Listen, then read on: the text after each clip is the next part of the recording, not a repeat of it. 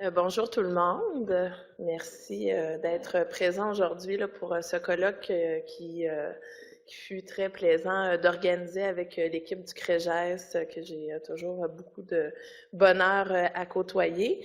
Aujourd'hui, j'ai l'occasion de vous parler du thème de l'inclusion des personnes aînées qui ont des incapacités ou des personnes aînées sourdes dans les organisations qui rejoignent des personnes aînées. Donc, on va explorer ce thème-là là, à partir d'une recherche action participative que j'ai la chance de mener depuis quelques années dans une association de loisirs de Québec que je vais présenter plus avant.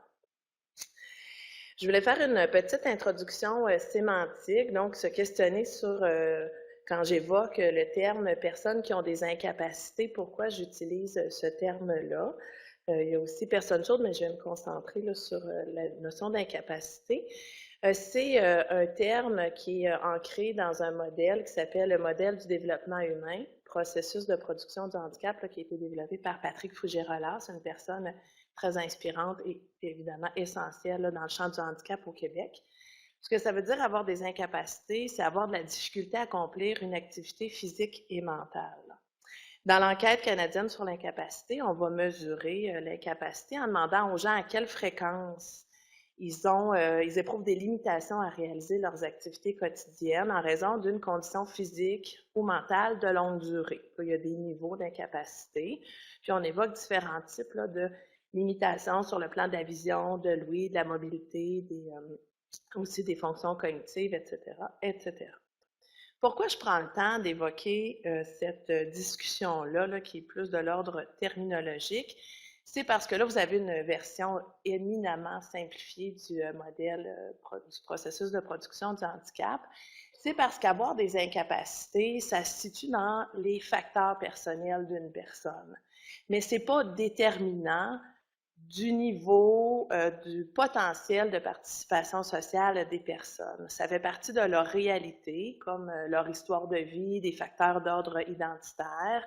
Les déficiences qu'on peut éprouver sur le plan physique, intellectuel, cognitif ne mènent pas toutes à des incapacités. Et surtout, il faut considérer ces facteurs personnels-là en lien avec les facteurs environnementaux qui composent l'environnement physique et social d'une personne. Ce que ça veut dire, c'est que c'est l'interaction des facteurs personnels et environnementaux qui vont déterminer si une personne est en mesure de réaliser ses habitudes de vie, de participer, par exemple, à son goût dans des organisations, des occasions là, d'implication qui lui conviennent.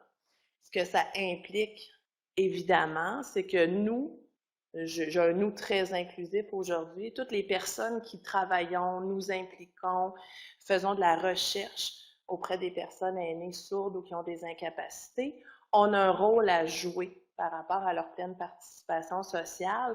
On se situe dans cet environnement-là, puis par nos gestes, nos attitudes, on a la capacité de transformer les milieux de participation sociale, d'implication, l'accès aux services, l'accès donc aux différentes dimensions d'une pleine citoyenneté pour les personnes aînées sourdes ou qui ont des incapacités.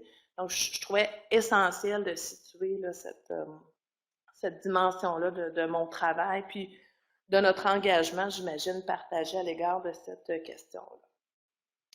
Deuxième chose, je voulais faire une courte introduction personnelle. Pourquoi j'ai choisi un jour dans ma vie de m'intéresser à l'inclusion des personnes aînées qui ont des incapacités ou qui sont sourdes?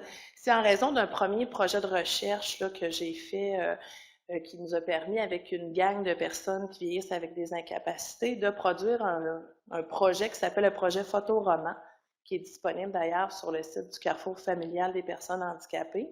C'est un projet où des personnes sourdes, malentendantes, aveugles et qui ont des enjeux sur le plan de la mobilité ont réfléchi à leurs histoires de participation sociale et les ont partagées.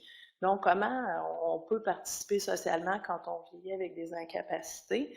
On a dans ce photoroman-là toutes sortes d'histoires. Certaines sont heureuses, d'autres sont plus malheureuses, ou en fait illustrent là, des difficultés sur la route de la pleine participation sociale.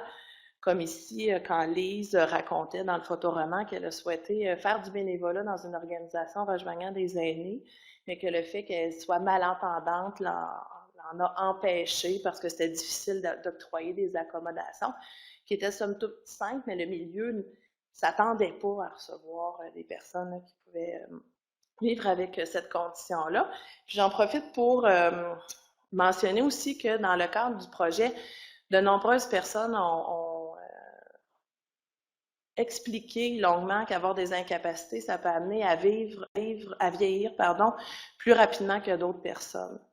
Donc, les gens disaient, on a déjà un plus faible niveau d'autonomie. Quand on perd des capacités, ça fait qu'on a un vieillissement accéléré. Puis, je veux aujourd'hui rendre hommage puis dédier ma présentation à M. André Labrie, qui est un des participants du projet Photoroman. Il y avait une douzaine de personnes à l'origine de ce projet-là en 2011. Elles étaient toutes là, les 12 personnes, à la fin du projet en 2014. Puis maintenant, il y a plusieurs d'entre elles qui sont décédées des suites d'un vieillissement que je dirais prématuré. Donc, c'est un hommage à M. Labrie là, qui m'a beaucoup inspiré. Donc, c'est, je dirais, l'enracinement personnel de mes travaux. Donc, aujourd'hui, je vais vous parler de la recherche-action participative pour un vieillissement actif dans la dignité et puis de 4 pistes d'action pour entreprendre une démarche d'inclusion quand on est actif dans une organisation, un service, un centre d'hébergement, etc. Donc, c'est évidemment pas une injonction, une recette que je vais partager avec vous, mais bien des pistes pour agir que vous pourrez interpréter puis traduire comme vous le souhaitez là, dans le milieu où vous êtes actif. Donc, la recherche-action participative pour un vieillissement actif dans la dignité, c'est une recherche-action qui est ancrée là, dans une organisation qui s'appelle la Compagnie des jeunes retraités du plateau de Charlesbourg. Je vais l'appeler par son petit nom pour la suite, la CJR, ça va être un peu plus rapide. C'est une association de loisirs qui a été fondée en 1994. Ceux parmi vous qui ont vécu cette période-là se rappellent peut-être que c'est l'époque du déficit zéro au Québec. On est dans une période de mise à la retraite souhaitée ou forcée chez beaucoup de fonctionnaires québécois. Donc, il y a des retraités là, du secteur de Charlesbourg à Québec qui se retrouvant avec beaucoup de temps, ont souhaité là, poursuivre des implications sociales, ne se retrouvaient pas dans les modèles qui étaient en vigueur à cette époque-là et ont fondé une organisation qui s'est donc volontairement là, appelée les jeunes retraités, justement pour marquer cette différenciation-là par rapport à d'autres modalités là, de participation sociale. Donc, la CJR, c'est une association qui regroupe maintenant 2000 membres. C'est une grosse association, une des plus grosses au Québec, à Québec. Puis c'est une association là, où on peut faire toutes sortes d'activités de loisirs, sport, voyage, activités sociales et culturelles. Là. Ce serait étonnant que vous puissiez penser une activité qui ne se pratique pas à la CJR. La CJR aujourd'hui, donc 2000 membres, 250 bénévoles. Il y a une personne qui est salariée à temps partiel pour faire de l'administration, mais sinon, toutes les activités sont organisées par des bénévoles. Une centaine d'activités par année. Puis évidemment, bien, les jeunes retraités sont moins jeunes qu'ils l'étaient. Hein? 50% des membres ont dépassé 70 ans, ce qui a amené l'organisation, les responsables, le conseil d'administration à réfléchir à ce que ça voulait dire d'avoir plus de monde qui ont des incapacités, certaines limitations en raison du vieillissement, puis à voir comment adapter l'organisation en fonction de cette réalité-là. L'histoire du projet, c'est qu'à l'hiver 2013, donc le conseil d'administration des membres ont commencé à recenser, à noter qu'il y avait des enjeux sur le plan de la participation des personnes qui, tout à coup, étaient moins en mesure de participer selon le niveau hein, d'exigence attendue dans des activités comme le vélo, le tennis, etc. Ça pouvait être plus difficile pour certaines personnes de suivre le reste du groupe. Donc, ça présentait des enjeux. Est-ce qu'on adapte l'activité? Est-ce qu'on demande à la personne de choisir une autre activité, etc. Donc, l'organisation a décidé là, de développer une première politique, en fait, pas une première, mais une politique d'inclusion relative à ces situations-là, ce qui était très visionnaire au Québec. Il y a peu d'organisations dans le domaine des personnes aînées qui se sont dotées d'un outil comme celui-là. Ils ont écrit la politique, puis ensuite, au moment de la matérialiser, là, ils se posaient beaucoup de questions sur comment le faire. Donc, on a eu l'occasion de se rencontrer dans un colloque. C'était une rencontre, évidemment, très riche pour moi, qui a pu ensuite m'impliquer dans ce projet-là. Puis, on a décidé de développer une recherche-action participative pour voir à traduire la politique en action, en geste à l'intérieur de l'organisation, puis éventuellement partager les apprentissages qu'on allait avoir pu développer grâce à ce projet-là. Donc aujourd'hui, je vais partager avec vous là, quatre leçons ou 4 pistes d'action qui sont qui nous proviennent de ce projet-là. J'aurai l'occasion, au gré de ces 4 pistes d'action-là, de vous parler un peu plus là, du fonctionnement ou du déroulement là, de la recherche-action participative. Première piste d'action qui est apparue clairement dans le cadre de ce projet-là, c'est qu'une organisation, un organisme ou un département, un service qui souhaite devenir plus inclusif a tout intérêt à entreprendre une démarche qui a un caractère collectif et structurant. Okay? Donc, une organisation qui fait le pari de devenir plus inclusive doit développer sa force d'inclusion, sa capacité à inclure, plus que d'agir par des gestes qui seraient davantage individualisés ou à petite échelle. Donc, c'est un constat là, qui nous est venu au gré de la recherche-action participative. Donc, de ne pas travailler dans une perspective de culpabiliser les personnes qui auraient pu porter des gestes qui ont mené à exclure une personne, etc., mais de se rendre plus fort collectivement. Pourquoi c'est important? On s'est rendu compte de ça parce que la mise à l'écart qui peut être vécue, expérimentée par certaines personnes dans une organisation en raison des incapacités, c'est quelque chose qui est socialement construit à l'intérieur d'une organisation. Donc, ça dépasse l'interaction individuelle là, qui peut se produire. Donc, au début de la recherche, on a fait un état de la situation. On a questionné les responsables d'activité, on a fait des groupes de discussion avec des membres de la CGR pour comprendre comment ils voyaient ça, eux, la question des incapacités. Quelles étaient leurs expériences personnelles par rapport à cette question-là? Est-ce qu'ils avaient des idées de solutions par rapport à l'inclusion, aux dynamiques d'exclusion qui pouvaient exister dans cette organisation-là. On en est venu à comprendre des situations possibles de mise à l'écart ou de stigmatisation en utilisant un cadre théorique qui est celui de l'interactionnisme symbolique, où on a vu qu'il y avait différents éléments qui amenaient parfois à une marginalisation des personnes qui ont des incapacités, que cette marginalisation-là, elle ne reposait pas sur des personnes qui étaient, comment dire, qui avaient des mauvaises intentions, pas du tout, mais qui étaient rendues invisibles, ou en fait qui c'était difficile à percevoir, tellement c'était ancré dans les us et coutumes à l'intérieur de l'organisation, puis même au-delà de l'organisation, dans nos discours sociaux par rapport au vieillissement puis aux incapacités. Donc, ces processus-là, bien, ça implique, par exemple, de voir les incapacités comme un marqueur. Hein? Les gens disent, c'est à partir du moment là, que tu as des incapacités que tu es vraiment vieux. Tu sais, c'est vraiment un marqueur de vieillissement. On va associer aussi l'incapacité à une étiquette, l'étiquette de l'indésirabilité. Hein? Dans notre société où on veut vieillir en santé, on veut avoir un bon vieillissement réussi, avoir des incapacités, être sourd, avoir une situation, une maladie chronique, c'est vu comme un signe qu'on c'est difficile d'offrir le niveau de performance qui est attendu. On a aussi une dynamique en lien avec ça qui dit, bien, il y a comme 2 groupes. Hein? Il y a les performants, puis il y a les limités à l'intérieur de l'association. Puis ceux qui sont limités, bien, c'est ceux qui ont des incapacités.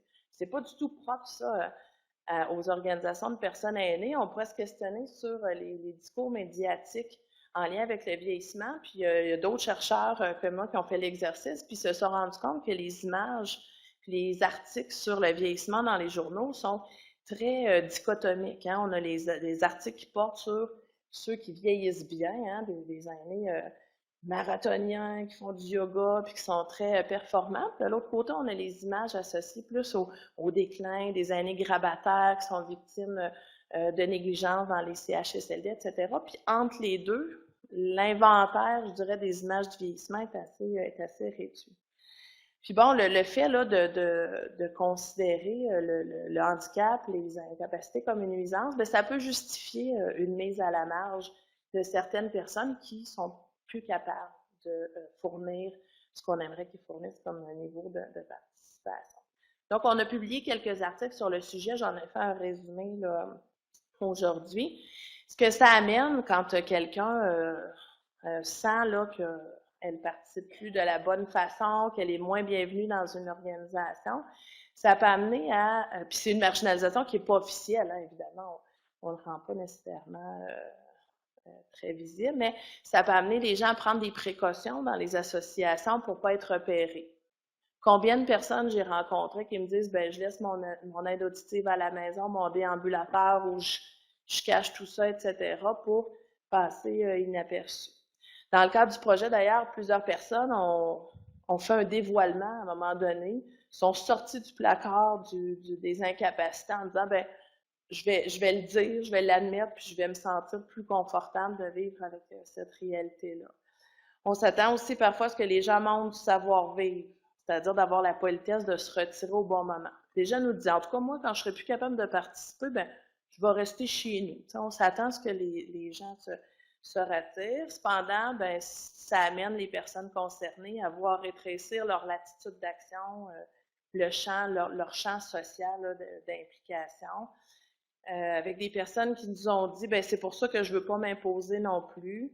Si je vois que moi je suis une personne sociable, j'allais OK, j'aime participer, mais si je vois que je dérange, je vais m'expulser tout doucement sans rien dire. Je vais espacer les rencontres, je me retire doucement.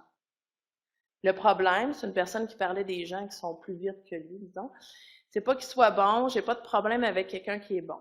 Le problème, c'est que celui qui est bon, il s'impatiente après toi, puis tu le sens que ils te le disent pas, mais tu le sens très, très clairement. Donc, ça, c'est des témoignages de personnes là, qui sentaient qu'ils étaient un peu poussés vers la marge en raison de leurs incapacités. Alors, on s'est demandé si le changement était possible, comment on allait faire pour devenir une organisation plus inclusive. Ce qu'il faut se rappeler, c'est que la stigmatisation, c'est basé sur des rapports de pouvoir. Quand on veut changer ça, quand on veut devenir plus inclusif, il faut dépasser, je dirais, des actions individualisées sur des comportements spécifiques ou des personnes qu'on jugerait qui doivent changer de comportement. Ces actions-là laissent le contexte inchangé, puis en fait, il n'y a pas de changement en profondeur. Alors, on a été amené à réfléchir à comment on va agir par rapport à plusieurs dimensions de l'inclusion, puis comment on pouvait atteindre les causes de la stigmatisation, finalement, en transformant les attitudes ou les conditions de la participation. Donc, la première piste d'action, si je la résume, est relative vraiment à empoigner, je dirais, comme organisation, le thème de l'inclusion, pour en faire un rendez-vous partagé par les différents acteurs. On a développé, là, grâce au travail acharné, là, notamment de Rachel Ruet et Christophe Tremblay, qui sont ici avec moi, qui vont co-animer un atelier cet après-midi, et au travail de plusieurs autres bénévoles à CGR, le guide pratique pour l'inclusion des personnes ayant des incapacités dans les organisations pour aînés, de son petit nom, le JPO, je vais aussi peut-être l'utiliser, c'est un peu long à dire. Donc, il est la réponse justement à ce défi-là lancé à comment on fait comme organisation pour devenir plus inclusif. Il est accessible, gratuit, adaptable sur le site de la Compagnie des jeunes retraités. Donc, en résumé, pour ce premier principe-là, viser un processus collectif et solidaire, c'est une dimension qui est de plus en plus, je dirais, intégrée à la CGR, c'est-à-dire qu'en parlant d'inclusion, on se rend service à soi-même, hein, parce que sur la route du vieillissement, bien, les incapacités sont assez fréquentes. Donc, devenir plus inclusif pour ses pairs qui peuvent éprouver certains enjeux par rapport à la mobilité, oui, la vision, la cognition, etc., bien, c'est se rendre service à soi-même, puisque c'est de nourrir un milieu qui va aussi continuer de nous accueillir longtemps. Donc, travailler à la capacité d'inclusion de l'organisation, donner le temps au temps, c'est long, ces démarches-là. Avec la CGR, on a célébré nos noces de bois, hein, nos 5 ans d'union l'année dernière, puis on est encore en train de cheminer. Puis aussi de se rappeler qu'une diversité de solutions est éminemment centrale. Donc, il n'y a pas de solution facile à la question de l'inclusion, il faut que ça soit configuré en fonction de chacune des organisations. Donc, cet après-midi, on va aller plus loin par rapport dans notre atelier à ces dimensions-là. Deuxième élément, l'importance d'adopter une perspective organisationnelle, donc que les structures décisionnelles à l'intérieur du projet soient impliquées dès le départ, l'importance de se donner des manières de fonctionner qui soient collectives et collectivisantes à l'intérieur d'une organisation, de manière à ce que le changement s'implante d'une manière plus durable. C'est le processus qu'on a suivi à l'intérieur de la recherche-action participative. C'est pas toutes les organisations qui vont vivre ça, bien entendu.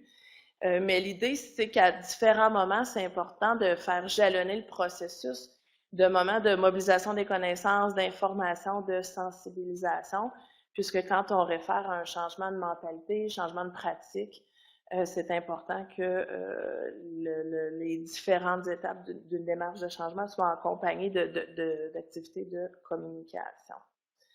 Donc, l'adhésion des structures décisionnelles, l'importance de faire l'analyse du milieu, de ce qui se passe dans chaque milieu par rapport à l'inclusion, de se donner des outils aussi qui sont d'ordre, qui sont structurants. Dans le cas de la Compagnie des jeunes retraités, il y avait la politique d'inclusion à laquelle s'est ajouté un code de vie qui permet là, de rendre visibles les valeurs auxquelles on adhère, puis auxquelles on peut se ramener dans des situations où l'inclusion, justement serait menacée. Il y a un ombudsman maintenant, une procédure de plainte dans le cas où les droits de certaines personnes ne seraient pas respectés.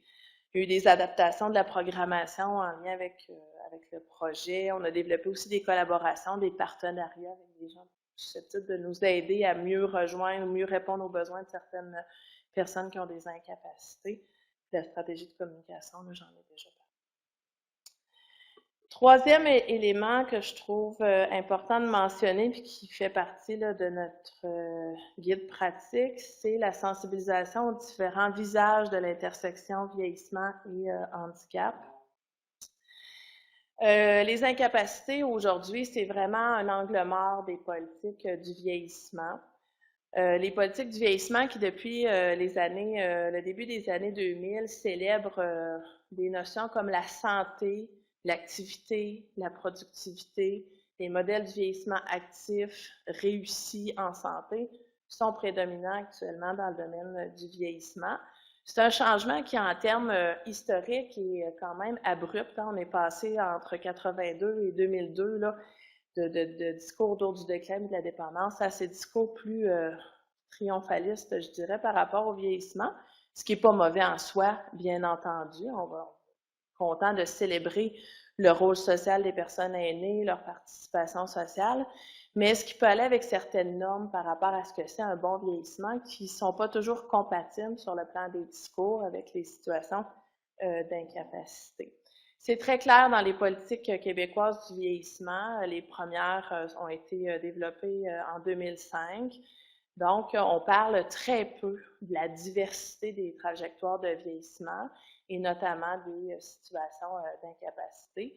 Même dans la politique Vieillir et vivre ensemble, qui est toujours la politique en vigueur au Québec, on va faire un lien entre les incapacités et les maladies chroniques et les mauvaises habitudes de vie des gens. On va évoquer le fait que s'ils sont malades, s'ils ont des incapacités, c'est peut-être parce qu'ils n'ont pas assez fait d'activité physique, etc. Donc, on reconnaît le discours des saines habitudes de vie. Puis, dans le dernier plan d'action, qui s'appelle Un Québec pour tous les âges, le plan d'action 2018-2023, qui a été publié à l'automne dernier, au printemps dernier, pardon, je vais vous faire remarquer la petite mention au-dessus qui est écrite au cœur du plan économique. Donc, quand on parle du discours contributoire des personnes aînées, il n'y a rien sur les incapacités ou d'autres différences sur le chemin du vieillissement normal. Puis les personnes dites qui ont des incapacités sont ramenées vers d'autres plans d'action. Au PHQ, l'Office des personnes sont ramenées vers d'autres plans d'action. Au PHQ, l'Office des personnes handicapées du Québec, le plan d'action en santé mentale, etc. Donc, il y a une sorte d'expulsion des différences dans le vieillissement d'un plan d'action qui devrait être central là, pour l'action publique. Pourtant, si on regarde les statistiques, on constate rapidement que c'est pas une minorité de personnes aînées qui vivent avec des incapacités. Donc, chez les 65-74 ans, on voit que près de 17% des gens ont des incapacités modérées ou graves et que cette proportion-là passe à près de 40% pour les 75 ans ou plus. Donc, c'est pas bien qu'on ait tendance à minoriser ce groupe-là dans les discours, c'est une situation qui est expérimentée par de nombreuses personnes qui peuvent avoir besoin d'accommodation dans les milieux de participation sociale pour justement pas vivre de situation de marginalisation. Alors, on s'est demandé, c'est une citation que je dois à Jean-Guy Lebel, qui est le responsable de notre comité à l'intérieur de la Compagnie des jeunes retraités. Donc, comment on peut ravitailler les esprits tout en touchant les cœurs? C'est-à-dire qu'on veut changer les mentalités par rapport à l'intersection handicap et vieillissement. Comment on peut changer ça, ces discours-là autour du vieillissement, développer davantage de solidarité, faire en sorte que on considère que les incapacités, ben, c'est normal dans une trajectoire de vie en général, puis aussi de vieillissement. Donc, on a développé tout au long du projet une diversité de moyens, comme des jeux questionnaires, des formations, des ateliers, des capsules vidéo, des capsules écrites aussi, des témoignages. On a fait des journées spéciales, des activités de rayonnement, justement, pour qu'on s'approprie une nouvelle vision du vieillissement, une transformation de notre rapport à cette question-là.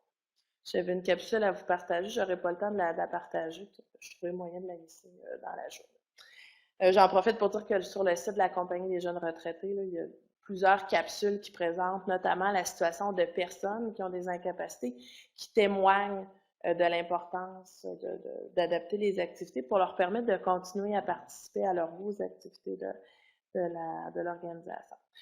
Puis finalement, bien, quand on parle de devenir plus inclusif, ça demande d'adapter aussi les services, les activités, de se questionner, de s'outiller.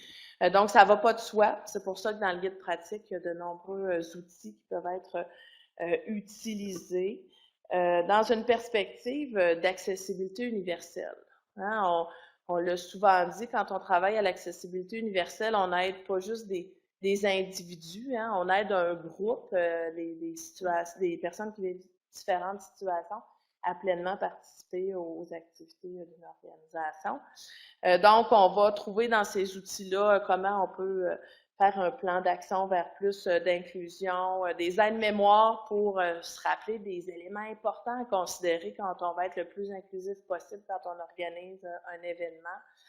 On va avoir aussi des questionnaires de satisfaction pour évaluer est-ce que les gens, finalement, se sont bien sentis, confortables, accueillis, respectés dans une activité. On va aussi, on offre dans le guide des grilles d'observation pour se regarder aller comme organisation puis s'évaluer par rapport à l'aménagement physique puis aussi social dans le milieu de participation sociale. Puis on a aussi des réflexions sur l'accueil.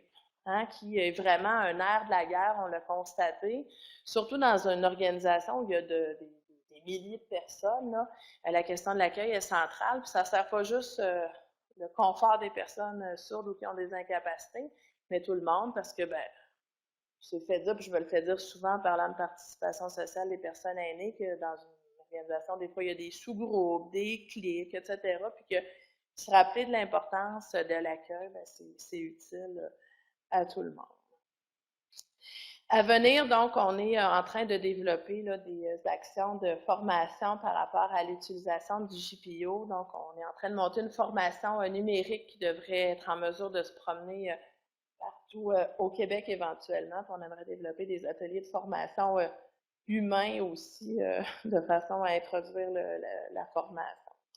Donc, je vous remercie beaucoup de votre écoute attentive. Écrivez-moi si jamais vous avez des questions. Je pourrais y répondre tout à l'heure. On a une petite période d'échange, mais si vous avez des questions plus spécifiques, ça me fera plaisir. Merci.